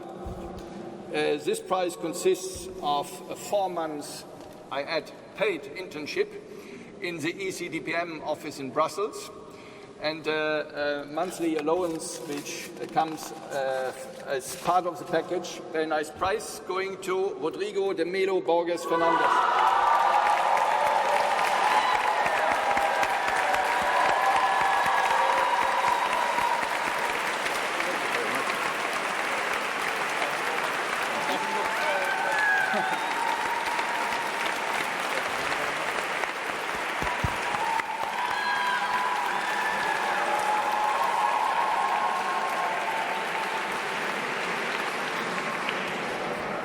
Next prize is the EESC Award for the best thesis on the role of actors of the civil society in the European decision-making process. It consists of a paid internship of 5 months and monthly allowance included. The prize goes to Henrik Nahl.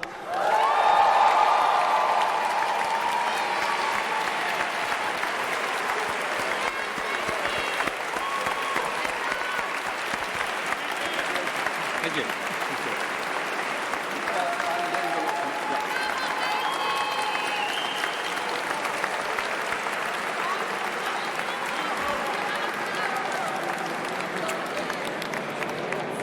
Move on to the Lexion Verlagsgesellschaft Award for the best thesis on EU state aid, EU public procurement or EU structural funds policy. It consists of a prize of €500 and the publication of the winning contribution and the 1-year subscription to the relevant Lexion publication. It goes to Claudia González Cobes.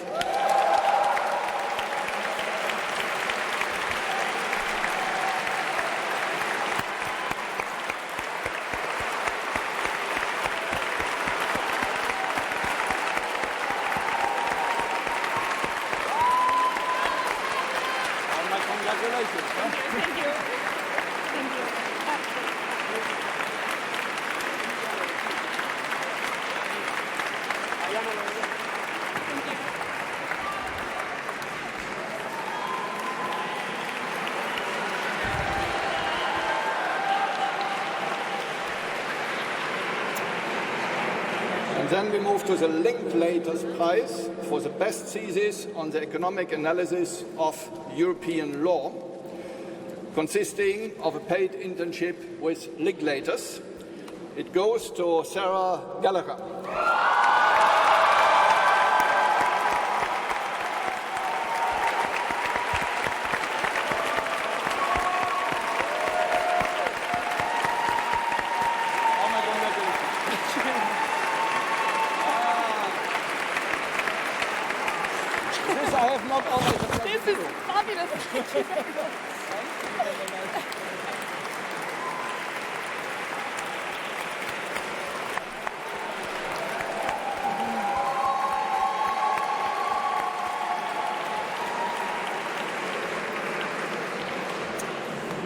We move on to the Microsoft Award for the best thesis on information and communication technologies.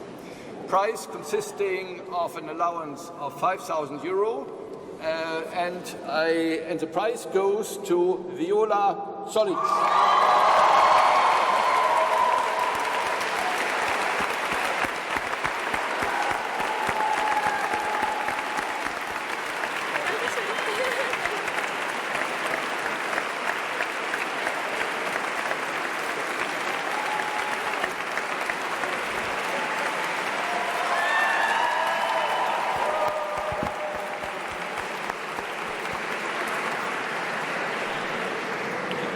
It gives me so much pleasure to give out these prizes that I would very much like to continue, but I think after 30 prizes, I think we have had our fair share for this year, so congratulations to all the winners.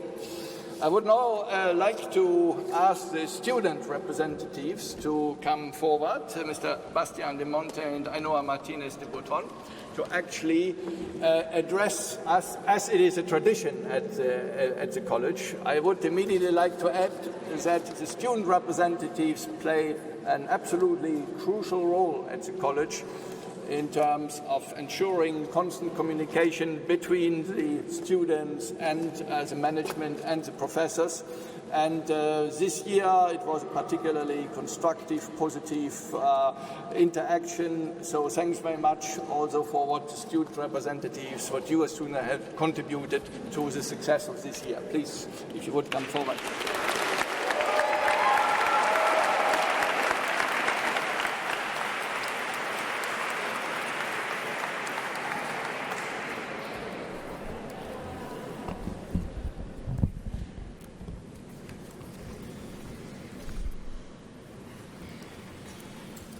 Dear Rector, dear Mayor, dear professors, dear veilers, dear friends, c'est vraiment un grand honneur de nous adresser à vous aujourd'hui. Tout d'abord, on voudrait remercier nos professeurs et les assistants académiques qui nous ont accompagnés pendant cette année. On a appris beaucoup et c'est grâce à vous. Merci aussi à l'administration du collège. Dank u wel, dames en heren. We made it!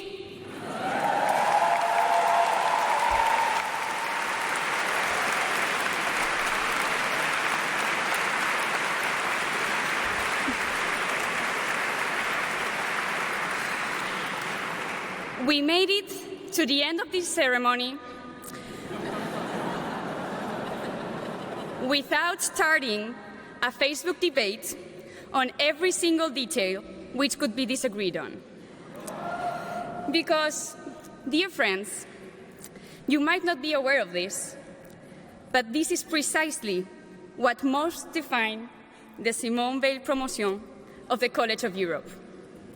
Debating, discussing, disagreeing, challenging each other to our true limits, but above all, learning from each other. Learning from those early birds of the first turn at breakfast. Or the 9:30 sleeping beauties. And what about those who are just always there? They're starting from 7 a.m. to 9, ready to greet every single person with the newest gossip of the day. Learning how to organize a full movement in favor of better culinary services. Basta pasta! No. We need to be grateful, remember. Grateful to have survived repas froid, the queue to the food, the queue at the toaster. And the rush to leave as fast as possible because the music was getting too loud to even hear our own complaints. And talking about music, I think we have learned how to reconcile the northern love for techno and the southern passion for reggaeton. What have we? I mean, in the end, it's always gonna be Despacito anyway. But in the end, we suffered together through exams, simulation games, boat races, repas froid, and endless closing ceremonies. It is clear we are all so different in so many ways. It still remains impossible to understand how we made it together through this year. But if you think about it for a moment, I think we are the perfect example of what we all here believe in. A union of different people getting together to build something richer, something stronger, something worth working for. And the college really is Europe in a nutshell, united in diversity, where you meet people of all kinds. I have met people who identify as Basques, as Scots, as Bretons. I have met a German-speaking Belgian, a Romansh, and even quiet Italians. No, just kidding, I haven't met those. But honestly, here at the college, we have forged bridges. We hope to have lived up to the standard of our patron de promotion, Simone Veil, whose words we would like to recall today. Venus de tous les continents, croyants et non-croyants, nous appartenons tous à la même planète, à la communauté des hommes. Nous devons être vigilants et la défendre, non seulement contre la force de la nature qui la menace, mais encore davantage contre la folie des hommes. Again, Europe's past, present, and future are gathered in a room. Today, we are receiving the torch, and it's our responsibility to keep the flame alive, for us, our families, and the generations to come. We see so many faces, so many bright minds with lots of ideas. Use them. Don't only talk about it. Take action. This is our plea, and now, the future is ours.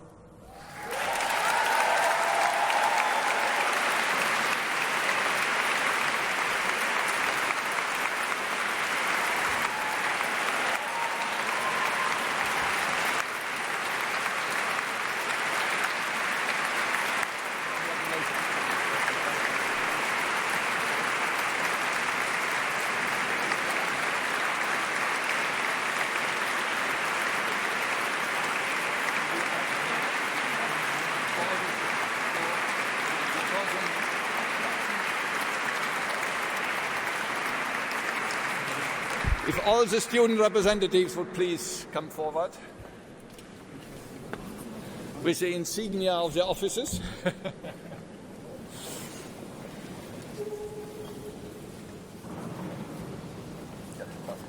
Maybe we can say, yeah.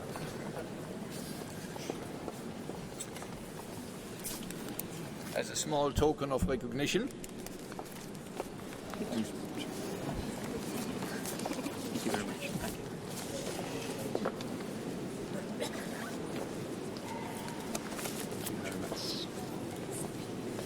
Thank you very much. Thank you very much. It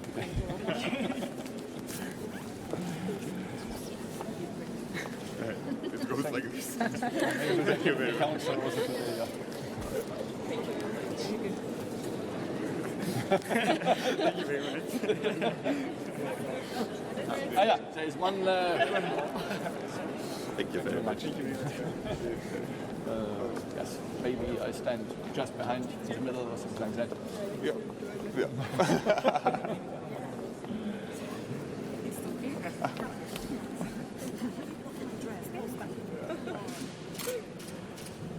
Thank you.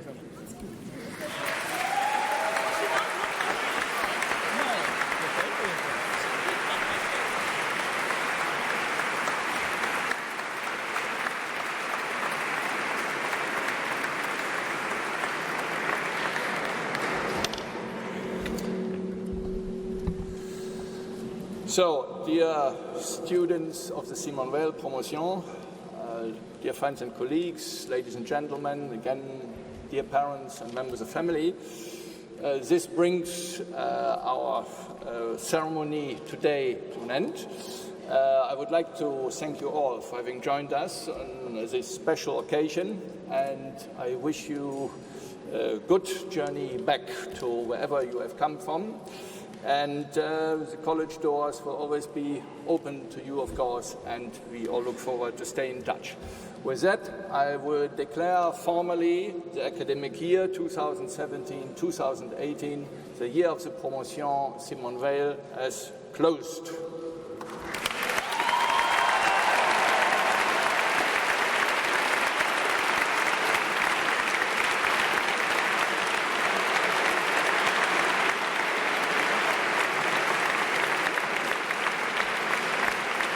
We have still a musical interlude, right, of the student choir to actually set a finishing musical touch to the year. And I would like to ask the choir then to come forward.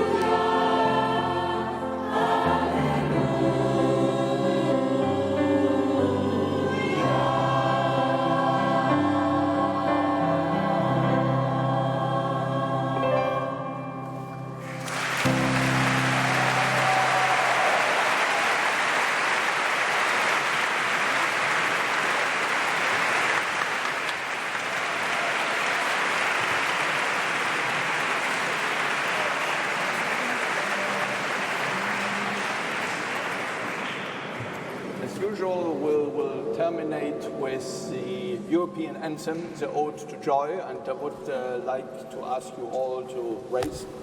Thank you very much.